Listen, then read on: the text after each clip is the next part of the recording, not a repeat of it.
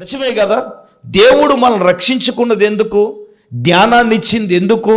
తెలివినిచ్చింది ఎందుకు? సువార్తను ఇతరులకు ప్రకటించడానికి, క్రీస్తులో ఒక వ్యక్తిని బలపరచడానికి. బలహీనులైన వాడిని ఏం చేయాలి? బలపరచాలి. ఆ తెలివిని మనం ఏం చేయాలి? ఉపయోగించాలి. ఆమేన్ చెప్పండి, ఆమేన్ చెప్పండి, ఆమేన్. ఇప్పుడు ప్రియులారా, దేవునికి ఇష్టలైన వానికి ఏమండి కేవలం జ్ఞానమే కాదు, తెలివే కాదు, ఇంకో మాట అన్నారు అక్కడ, ఆయన ఆనందాన్ని అనుగ్రహిస్తాడంట. ఆమేన్. ఇప్పుడు దేవునికి ఇష్టలుగా బ్రతికిన వాని జీవితంలో, కుటుంబంలో ఏం చేస్తాడు? నిజంగా ఆనందాన్ని ఇస్తాడు. ఏమిస్తాడు నాన్న? చెప్పండి. ఆనందాన్నితో దేవుడు ఇస్తాడు. ఆనందముతో నీ కుటుంబాన్ని నింపబోతున్నాడు. ఏ విషయంలో ఆనందం మనం కోల్పోయామో, ఏ విషయంలో ఆనందాన్ని ఏమన్నా సాతానుడు తీసివేశాడో, ఏమండి నువ్వు దేవునికి ఇష్టడుగా బ్రతికితే నీ కుటుంబంలో దేవుడు ఏమి ఇవ్వబోతున్నాడు? ఒక ఆనందాన్ని దేవుడు ఇవ్వబోతున్నాడు. నేను అంటాను, రోగం తీసేస్తే ఆనందం కదా? చెప్పండి. అప్పులు తీసేస్తే ఆనందం కదా? మంచి ఇల్లు ఇస్తే అమ్మా కుదురా నీకు ఆనందం కదా? మాట్లాడాలి అందరూ. ఆనందమే కదా? ఏమంటే వాళ్ళకే కాదు, మనకే ఆనందమే. మన సమస్యలు, మన బాధలు, మన కష్టాల నుంచి, ఇబ్బందుల నుంచి తీస్తే ఆనందమేగా. దేవునికి ఇష్టలుగా మనం ఉన్నప్పుడు, ఇష్టలుగా మనం జీవించినప్పుడు మన జీవితాలలో దేవుడు ఆనందంతో నింపబోతున్నాడు. ఇది మూడవది. నాలుగవదిగా మనం చూసినప్పుడు, యేసు ప్రభులు వారు ఈ లోకంలో జన్మించినప్పుడు లూకాసు వార్త 2వ అధ్యాయం 14వ వచనంలో ఏమండి దేవదూతలు ఏం చేస్తారు? సర్వోన్నతమైన స్థలములలో దేవునికి మహిమయు ఎవరికటండి? ఆయనకిష్టులైన మనుషులకు. మూడవదిగా, నాలుగవదిగా భూమి మీద ఏమి ఇవ్వబోతున్నాడంటే సమాధానము. అందరూ చెప్పండి ఏంటి? ఎవరికండి? దేవునికి ఇష్టలైన మనుషులకు భూమి మీద సమాధానం. నిజమే, చాలా కుటుంబాలలో సమాధానం లేదు. నేను ఎప్పుడు చెప్తాను, పాపం ఉంటే సమాధానం ఉండదు, రోగం ఉంటే సమాధానం ఉండదు. మొట్టమొదటిగా 12 ఏళ్ల రక్తస్రావ స్త్రీ, తన జీవితంలో తిరగని డాక్టర్ లేడు, వాడని మందు లేదు. ఏమంటే తగ్గిందమ్మా? ఇప్పుడు హాస్పిటల్కి వెళ్తున్నాం, రోగం కొరకు ఎన్నో ప్రయత్నాలు చేస్తున్నాం, అది తగ్గట్లేదు అనుకోండి, మందుల దారి సమాధానం ఉంటుందా? అందులోనికి ఆమెకు వచ్చిన రోగం స్త్రీలుగా మీకు తెలుసు ఎంత భయంకరమో. 1 సంవత్సరం కాదు నాన్న, 2 సంవత్సరాలు కాదు నాన్న, ఏకంగా 12 సంవత్సరాలు. యూదుల ఆచార ప్రకారం ఆ స్త్రీ కడగా ఉండాలి కానీ ఇంట్లో ఉండకూడదు. అంటే 12 సంవత్సరాలు ఇంట్లో లేదు, భార్యాభర్తలు దూరంగా ఉన్నారు. అంటే సమాధానం ఉందా? పిల్లల మధ్యలో ఈమెకి సమాధానం ఉందంటే సమాధానం లేదు. ఇప్పుడు ఆ విషయాన్ని ఎవరు గమనించారంటే యేసయ్య గమనించాడు. తన జీవితంలో విసికి వేసారిపోతున్న తన జీవితంలో ఎవరో చెప్పారు యేసు ప్రభుని గురించి. నేను యేసు దగ్గరికి వెళితే, నేను యేసు దగ్గరికి వెళ్ళి ఆయన వస్త్రాన్ని ముడితే నేనేమవుతాను? బాగుపడతాననే విశ్వాసం. ఇప్పుడు ఆమె విశ్వాసము ఎప్పుడైతే ఆమెలో కలిగిందో, బైబిల్లో ఏం రాయబడి ఉంది? విశ్వాసము లేకుండా దేవునికి ఇష్టలై ఉండుట అసాధ్యం. ఇప్పుడు విశ్వాసం ఆమెలో ఎప్పుడైతే కలిగిందో, ఇప్పుడు ఆమె ఎవరికి ఇష్టమైందంటే యేసయ్యకి ఇష్టమైంది. అంతే కదా? చెప్పండి. ఆమె విశ్వాసం ఏంటి? నేను యేసు దగ్గరికి వెళతాను, ఆయన వస్త్రాన్ని ముడతాను, నేను బాగుపడతాను.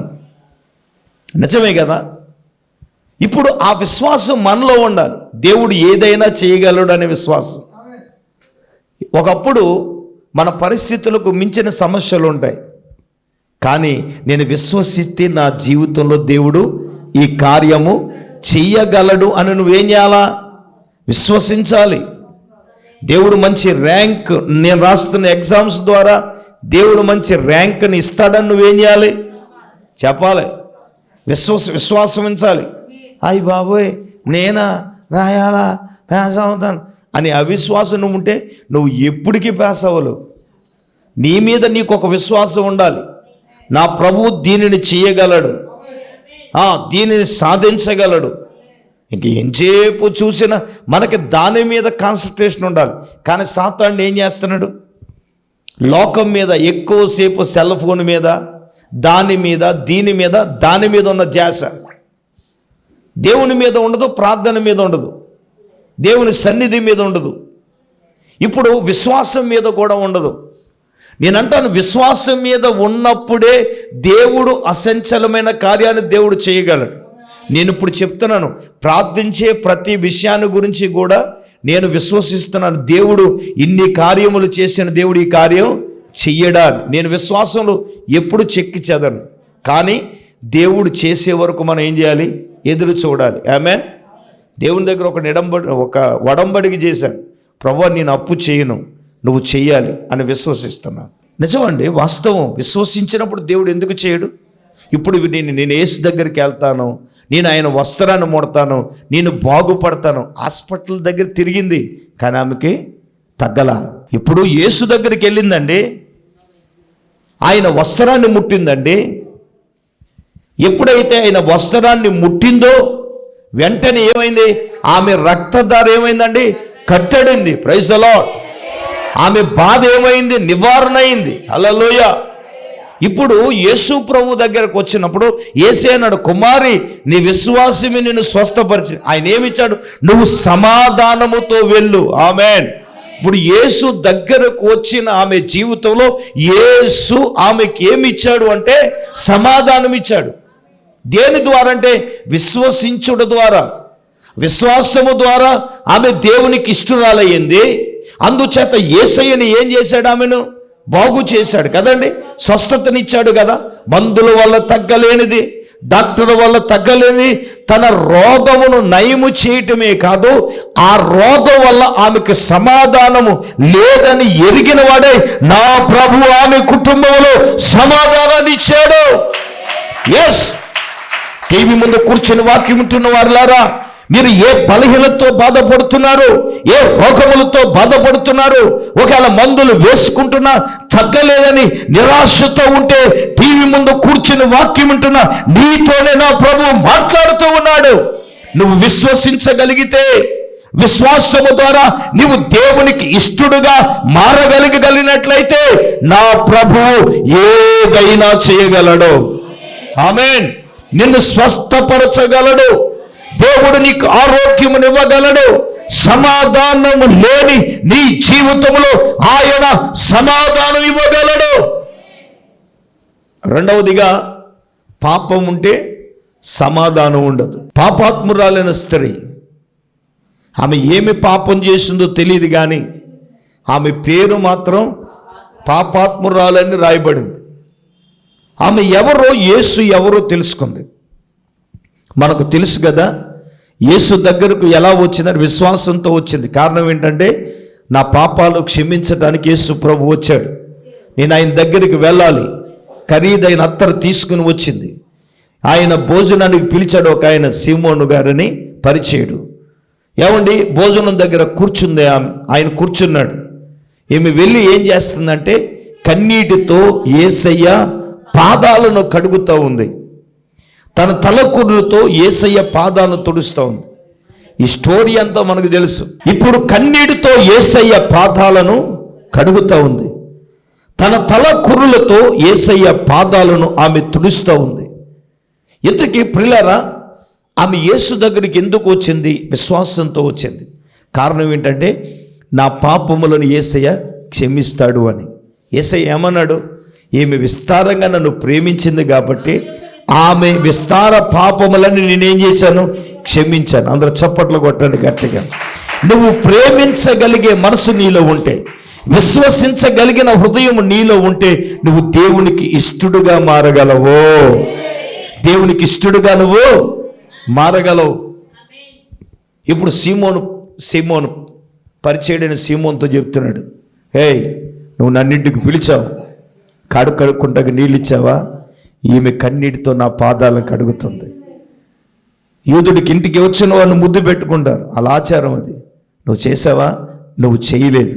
ఈమె వచ్చిన కానించి నా పాదాలను ఏం చేస్తుంది? ముద్దు పెడు అని చెప్పి చివరికి ఆమెతో యేసయ్య ఏమంటున్నాడు? కుమారి, నీ విశ్వాసమే నిన్ను రక్షించాను. నువ్వు ఎలాగ వెళ్ళమంటున్నాడు? పాపం ఉంటే నీ కుటుంబంలో నీకు సమాధానం ఉండదు నాన్న. నీలో పాపం ఉంటే సమాధానం ఉండదు. నీలో పాప క్రియలు ఉంటే వాళ్ళు ఎవరైనా కానివ్వండి. ఇప్పుడు యేసయ్య ఆమె పాపాలను క్షమించి ఆమెకి ఏమిస్తున్నాడు? సమాధానం ఇస్తున్నాడు. హల్లెలూయా. ఇప్పుడు నీవు నేను ఆయనకిష్టులుగా బ్రతకాలి, ఆయనకిష్టులుగా జీవించాలి. అలాగా మనము జీవించినప్పుడే మన జీవితాలలో ఉన్న అసమాధానాన్ని తీసి నీ కుటుంబంలో సమాధానం ఇస్తాడు. రోగం వలన సమాధానం లేదా? పాపం వలన సమాధానం లేదా? అప్పుల వలన సమాధానం లేదా? అనారోగ్యం వలన సమాధానం లేదా? నీ హృదయంలో ఏంది ఆందోళన? దేని గురించి ఆందోళన? నువ్వు దేని గురించి ఆందోళన చెందవలసిన అవసరం లేదు. నువ్వు దేవునికి ఇష్టడుగా ఉంటే ఏం చేయాలన్నా దేవుడే చేసేస్తాడు. ఆమేన్. నీకు సమాధానాన్ని ఇస్తాడు. ఇది ఎన్నోది అంటే 4వది. 5వదిగా మనం చూసినప్పుడు ఒక వ్యక్తి దేవునికి ఇష్టడుగా ఉంటే సామెతల గ్రంథం 3వ అధ్యాయం దయచేసి 5వ మాటగా మనం ధ్యానం చేద్దాం. 3వ అధ్యాయం దయచేసి 12వ వచనం. తండ్రి తనకిష్టునైన కుమారుని గద్దించు రీతిగా యెహోవా తాను ప్రేమించే వారిని ఆయన ఏం చేస్తాడు? వినండి. 5వదిగా దేవునికి ఇష్టలైన వారిని గద్దించి దేవుడు ఏం చేస్తాడంటే సరి అయిన మార్గములో దేవుడు నడిపిస్తాడు. ఆమేన్ చెప్పండి. ఆమేన్ చెప్పండి. ఇప్పుడు తండ్రి అంట తనకిష్టమైన కుమారుని ఏం చేస్తాడంట? గద్దించు రీతిగా. యెహోవా తాను ప్రేమించే వారిని ఏం చేస్తున్నాడు? నేనంటాను గద్దించేది ఎందుకో తెలుసా? సరి అయిన మార్గములో మనల్ని నడిపించడానికి. ఎస్, నిజమే కదా. ఇప్పుడు మన పిల్లల్ని మనకి ఇష్టం ఉన్నప్పుడు ఏం చేస్తాం? తప్పు చేసినప్పుడు గద్దిస్తామా లేదా? ఇష్టం ఉండేది గద్దిస్తాం అంటే వాడిని సరైన మార్గములో నడిపించడానికి. సరైన మార్గములో నడిపించడానికి నువ్వు గద్దించలేదనుకోండి, అని పొగిడావనుకోండి, నెత్తెక్కి కూర్చొని ఇంకా ఏం చేస్తారంటే గారం పెట్టి చాలామంది అలా చేస్తారు. కానీ తండ్రి తనకిష్టమైన కుమారుని గద్దించే రీతిగా దేవుడు కూడా తన ఇష్టమైన వాడిని ఏం చేస్తాడంట? నేను గద్దించేది ఎందుకంటే ఇప్పుడు దావీదును కూడా గద్దించాడు తప్పు చేసినప్పుడు. ఎవరిని పంపించి? నాతాను ప్రవక్తను పంపించి. ఇప్పుడు నాతాను ప్రవక్త వచ్చి గద్దించినప్పుడు దావీదు తన జీవితంలో సరి చేసుకున్నాడండి. మళ్ళీ ఎప్పుడు కూడా దావీదు ఆ తప్పు చెయ్యలేదు.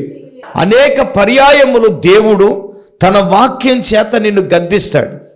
ప్రవక్త చేత గద్దించబడిన వాడు సేవకుని ద్వారా గద్దించినప్పుడు, వాక్యం చేత గద్దించినప్పుడు ఎందుకు దేవుడు గద్దిస్తాడంటే నీవు ఆయనకి ఇష్టడు కాబట్టి నిన్ను సరి అయిన మార్గములో నా ప్రభువు నడిపించడానికే ఆయన నిన్ను గద్దిస్తున్నాడు. ఆమేన్.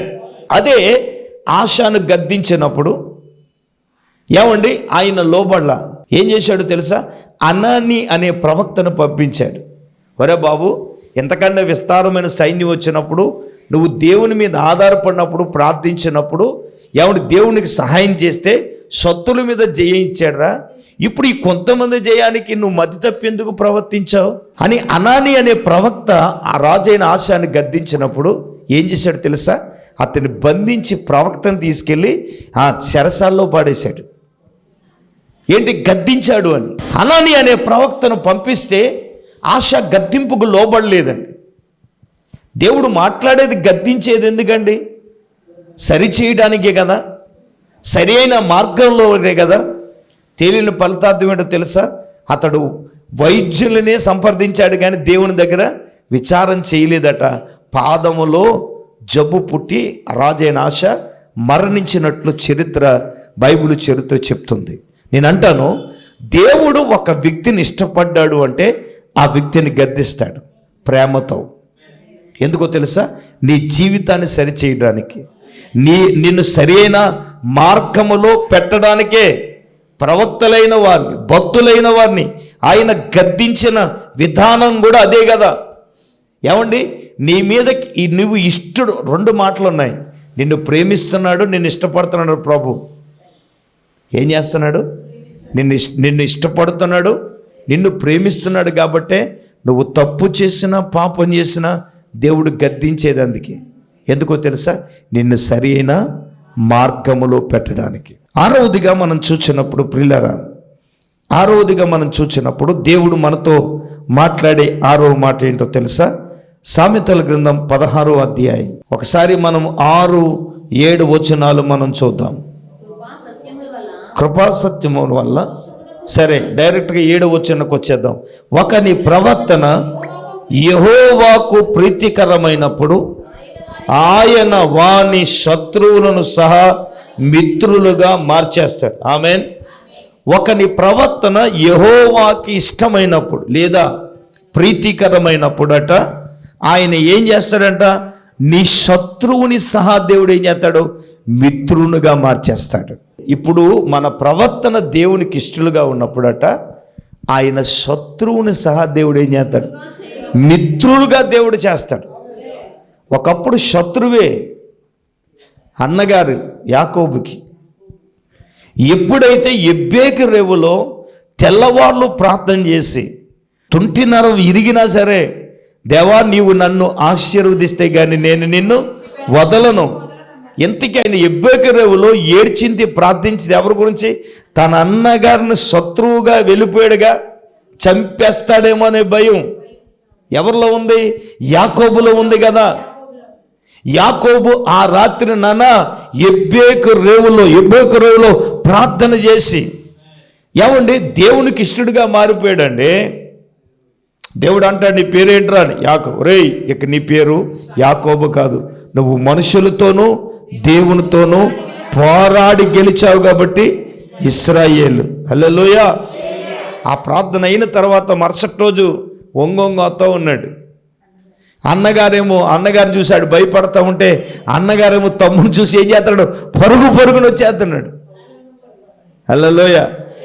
తమ్ముడు అనుకుంటున్నాడు, ఈ రోజు మా అన్నగారు నన్ను ఏం చేస్తాడు అనుకుంటున్నాడు. తీరా దగ్గరకు వచ్చేటప్పటికి అన్నగారు మెడ మీద పడి ముద్దులు పెట్టి ఏం చేస్తున్నాడు? ఏడుస్తున్నాడు. చప్పట్లు కొట్టండి గట్టిగా.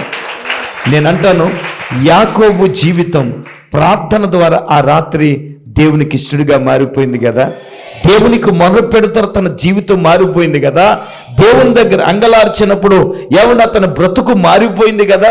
ఇప్పుడు దేవునికి ఇష్టడయ్యాడు కాబట్టి తన శత్రువైన తన అన్నగాన్ని ఏం చేశాడండి? మిత్రుడుగా మార్చలేదా? మరి నీ క్యారెక్టర్, నా క్యారెక్టర్, నీ ప్రవర్తన, నా ప్రవర్తన దేవునికి ఇష్టడుగా ఉన్నప్పుడు ఎందుకు మన శత్రువుని మిత్రుడుగా మార్చడం?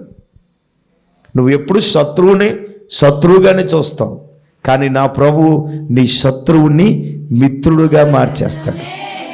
అంటే నీ శత్రువు నీకేం చేస్తాడు? స్నేహితుడుగా మారుస్తాడు. నిజమే. నీ అత్తగారు శత్రువు అంటావు. నీ ప్రవర్తన దేవునికి ఇష్టమైనప్పుడు నీ అత్తగారిని అమ్మలాగా మార్చేస్తాడు దేవుని ఇష్టం. మొన్న ఈ మధ్యన ఒక భార్య భర్తలు ఇంటర్వ్యూ చేస్తున్నప్పుడు ఒక భార్య అంటుంది, నా భర్త అండి నాకు భర్త కదండి, ఒక స్నేహితుడు లాంటివాడండి అని చెప్పింది. హల్లెలూయా. నువ్వు ఎప్పుడు నీ భర్తను విలన్లా చూస్తాడు, ఎప్పుడు విలన్నే. ఎప్పుడు విలన్లా చూడకూడదు, నువ్వు హీరోలా చూడాలి. ఆమేన్ చెప్పండి, ఆమేన్ చెప్పండి. అంటే నేను మాట్లాడే మాట ఏంటంటే, ఇప్పుడు యాకోబు దేవునికి ఇష్టడుగా ఆ రాత్రి మారితే తన అన్నగారిని శత్రువు అన్నగారిని ఏం చేశాడు? మిత్రుడుగా దేవుడు మార్చాడు. బైబిల్లో చాలా సందర్భాల్లో శత్రువులైన వారిని మిత్రులుగా మార్చిన సందర్భాలు చాలా ఉన్నాయి. అయితే ఈ రాత్రి ధ్యానించడానికి సమయం లేదు, కానీ నేను ఒక మాట చెప్తాను. నీ ప్రవర్తన దేవునికి ఇష్టంగా ఉందనుకోండి, నీకు ఎటువంటి భద్ర శత్రువునైనా దేవుడు ఏం చేస్తాడు? మిత్రుడుగా దేవుడు మార్చేస్తాడు. ఆమెన్ చెప్పండి, ఆమెన్ చెప్పండి, ఆమెన్. Praise the lord. చివరిది 7వ పాయింట్. ఎపిలకు రాసిన పత్రిక 11వ అధ్యాయం, దయచేసి 5వ వాక్యాన్ని మనం చదువుదాం. విశ్వాసమును బట్టి చూడండి, ఆనోకు మరణము చూడకుండానట్లు కొనుపోబడును. దేవునికి స్తోత్రం, హల్లెలూయా. చివరిది ఏంటో తెలిసి 7వది, దేవునికి ఇష్టలైన వారు ఆయనతో కూడా కొనుక్కోబడతారట. చెప్పండి, దేవునికి ఇష్టడైన వారు, చూడు, దేవునికి ఇష్టడైన సాక్ష్యం పొందును కాగా దేవుడు అతన్ని కొనుపోయిన గనుక. అంటే నేను అంటాను, దేవునికి ఇష్టలైన వారే రెండవ రాకడలో ఆయనతో ఏమవుతారు? కొనుక్కోబడతారు. ఎవరండి? నువ్వు ఆయనకి ఇష్టలుగా ఉండకుండా టింగును ములిగేసాను టంగుని వెళ్ళిపోతానంటే పని అవ్వదో. అదవుతుందా? చాలా మందిలో ధీమా అదే, ములిగేచనగా వెళ్ళిపోతాడు. దైవజనులు చెప్పారు, కడబూరం బాగా ఉన్నప్పుడట రెప్పపాట్లో ఏమవుతారంటే మార్పు చెందుతారట. ఎవరో రెప్పమాటలో మార్పు చెందేది అని అంటే ఆయనకిష్టులైన వారు. ఇప్పుడు ఎవరి గురించి మాట్లాడుతున్నారంటే ఇక్కడ ఆనోకును గురించి. ఎవరి గురించి అమ్మా? ఆనోకు విశ్వాసమును బట్టి మరణం చూడకుండా కొనుక్కోబడ్డాడు. అతడు కొనుక్కోబడక ముందు దేవునికి ఇష్టుడని సాక్ష్యం పొందాడట. అదే కోవలో దావీదే కాదు, అదే కోవలో ఇప్పుడు మనకి ఎవరు కనపడుతున్నారండి? ఆనోకు కూడా దేవునికి ఇష్టుడని సాక్ష్యం. ఇక్కడ కూడి ఉన్న నేను, మనమందరం కూడా దేవునికి ఇష్టలమని సాక్ష్యము పొందాలి. ఆ సాక్ష్యము మన జీవితంలో సార్థకం అవ్వాలి. ఇక్కడ వాక్యం సూటుగా చెప్తుంది ఏంటో తెలుసా? ఇష్టుడని సాక్ష్యము పొందిన గనక ఇప్పుడు ఆయనతో కూడా, ఎవరితో కూడా? రాకడలో వచ్చేటప్పుడు ఆయనతో కూడా కొనుక్కోబడతామా? మనం చేసే భక్తి ఎందుకు? పరలోకం వెళ్ళడానికేగా. ఆయనతో కొనుక్కోబడాలా? ఎవరు కొనుక్కోబడతారు ఆయనతోటి? ఆయనతో కొనుక్కోబడ్డే వాళ్ళు ఎవరు? ఆయనతో ఉండే వాళ్ళు ఎవరు? ఆయనతో ఎత్తబడే వాళ్ళు ఎవరండి అనంటే, ప్రియులారా, వాక్యము సూటిగా తేటగా చెప్తుంది ఏంటో తెలుసా? ఆయనకి ఇష్టుడని సాక్ష్యము పొందిన వారు మాత్రమే ఆయనతో కొనుక్కోబడతారు. ఆమేన్. ఈరోజు మనం చేసే భక్తి, ఈరోజు మనం ఉన్న విశ్వాసం, ఈరోజు మనకున్నటువంటి ప్రార్థన, ఈరోజు మనకున్నటువంటి నీతి, ఈరోజు మనకున్నటువంటి యథార్థత మనకిష్టుడని సాక్ష్యం ఇవ్వాలి. అలా ఉన్నవారిని మాత్రమే ఆయన ఏమవుతాడంటే కొనుక్కోబడతాడు, తీసుకెళ్తాడు. ఆయన ఎవడు పడతాడు వెళ్ళండి. నువ్వు ఎలా పడితే అలా జీవిస్తే, మార్పు చెందకపోతే, మార్పు పొందిన జీవితం నీకు లేకపోతే, అక్షరార్థంగా నీవు ఉంటే, మానవ రీతిగా నువ్వు ఆలోచిస్తే, దైవిక నేత్రాలతో నువ్వు చూడకుండా మానవ రీతిగా మనం ఆలోచిస్తే, మనిషి రీతిగా ఆలోచిస్తే మనకేమీ అర్థం కాదు, ఏమీ అర్థం కాదు. దేవునికి ఇష్టడుగా మనం ఉండాలి. అప్పుడే దేవుడు మనల్ని ఏం చేస్తాడు? కొనుక్కోబడతాం. హల్లెలూయా. ఎవరు కొనుక్కోబడతారండి? చెప్పండి. ఆయనకి ఇష్టడని సాక్ష్యము పొందిన వారు మాత్రమే. ఆయన అన్నారు, నేను మేఘమను ఆయనతో కూడా మనం సదాకాలం ఉండాలి. అంటే ఎప్పుడుంటావు ప్రభుతో సదాకాలం? అంటే నీవు ఆయనతో కొనుక్కోబడినప్పుడు. ఎప్పుడు కొనుక్కోబడతావంటే ఆనోకులాగా దేవునికి ఇష్టడని సాక్ష్యం పొందావు. ఇప్పుడు వరకు మనుషులకి ఇష్టమని సాక్ష్యం పొందావు, దేవునికి ఇష్టడని సాక్ష్యం పొందాలి. దావీదును గురించి దేవుడే నాకు ఇష్టానుసారైన మనుషుడని సాక్ష్యం ఇచ్చాడు. అలాగే ఇక్కడ ఆనోకు కూడా దేవునికి ఇష్టడని సాక్ష్యం పొందాడు. ఈ రాత్రి నీ సంగతి, నా సంగతి, మన సంగతి ఏంటి? దేవునికి ఇష్టలుగా మనం ఉంటున్నామా? ఒకసారి నేను చెప్తాను. దేవునికి ఇష్టలైన వాడిని ఇప్పుడు ఒంటరిగా విడిచిపెట్టడు. 2, దేవునికి ఇష్టలైన వాడిని ఆయన ఏం చేస్తాడు? తప్పిస్తాడు. 3, దేవునికి ఇష్టలైన వారికి తెలివి, జ్ఞానము, తెలివి, ఆనందం ఇస్తాడు. 4, దేవునికి ఇష్టలైన వారికి సమాధానాన్ని కలగజేస్తాడు. 5, దేవునికి ఇష్టలైన వారిని ఆయన గద్దించి సరి అయిన మార్గంలో పెడతాడు. 6, దేవునికి ఇష్టలైన వారిని శత్రువును సహా మిత్రులుగా మారుస్తాడు.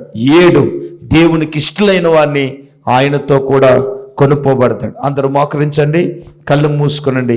దైవజనురాలు మన ప్రార్థనలో నడిపిస్తారు. స్తోత్రం, స్తోత్రం, స్తోత్రం, స్తోత్రం, స్తోత్రం, స్తోత్రం, స్తోత్రం, స్తోత్రం.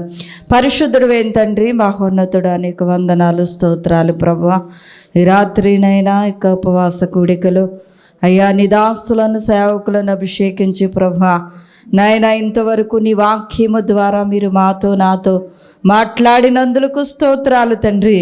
అయ్యా నాయన నీ దృష్టిలో ఇష్టలుగా ఉన్నవారికి ప్రభా నీవు నాయన కలుగజేసే మేలులు నాయనా నా తండ్రి నీకు వందనాలు. 7 విషయాలు మీరు మాతో మాట్లాడారు ప్రభా.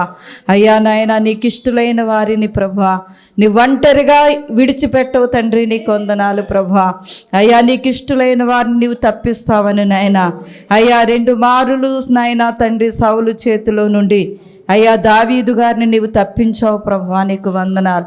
అయ్యా నీకు ఇష్టలైన వారికి నైనా జ్ఞానాన్ని తెలివిని అయ్యా ఆనందమును అనుగ్రహిస్తావని మాట్లాడావు తండ్రి నీకు వందనాలు.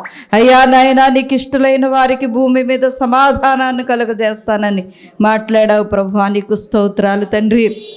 అయ్యా నాయనా నీకు స్తోత్రాలు. అయ్యా రక్తస్రావం స్త్రీతో నాయనా ప్రభా అయ్యా నాయన అనేక వైద్యుల చేత తిప్పల పడినప్పటికీ తండ్రి అయ్యా నీ యొక్క వస్త్రపు చెంగు ముట్టుకుంటే స్వస్థత పొందుకుంటానని విశ్వాసముతో అయ్యా నీ దగ్గరికి వచ్చినప్పుడు ప్రభా అయ్యా మీకు స్వస్థతనిచ్చావు, సమాధానాన్ని ఇచ్చావు తండ్రి నీకు వందనాలు. అయ్యా నీకు ఇష్టమైన వారికి నాయనా అయ్యా ఈ భూమి మీద నీవు సమాధానాన్ని ఇచ్చే దేవుడుగా ఉన్నావు తండ్రి నీకు వందనాలు ప్రభా. అయ్యా నా తండ్రి నీకు స్తోత్రాలు ప్రభా. అయ్యా నీకు ఇష్టమైన వారిని ప్రభా నాయనా తండ్రి నీవు తప్పిస్తావు తండ్రి నీకు వందనాలు.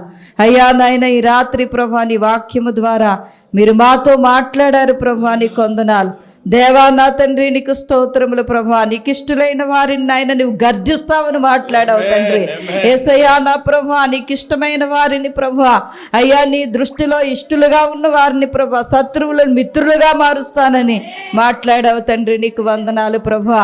అయ్యా నాయన నీ దృష్టికి ఇష్టమైన వారు ప్రభా కొనుపోబడతారని అయ్యా నా తండ్రి నీకు స్తోత్రాలు నాయన. ఆ సాక్ష్యము హానోకు పొందుకున్నాడు ప్రభా. అయ్యా నా తండ్రి మా జీవితాల్లో మా బ్రతుకుల్లో ప్రభా యొక్క 2వ రాకల్లో అయ్యా నాయన కొనిపోయే అనుభవం నాయన తండ్రి ఆ మార్పు నాయన మేము పొందుకోవటానికి నీ దృష్టిలో మేము ఇష్టలుగా నడవటానికి సహాయం దయచేయండి అయ్యా. ఈ 7 విషయాలు మా హృదయాల్లో భద్రపరుచుకోవటానికి అయ్యా నాయన నీ వాక్యములకు ఉపదేశానికి అప్పగించుకుని అయ్యా మనుషుల దృష్టిలో కాదు ప్రభా నీ దృష్టిలో మేము ఇష్టలుగా ఉండాలి తండ్రి.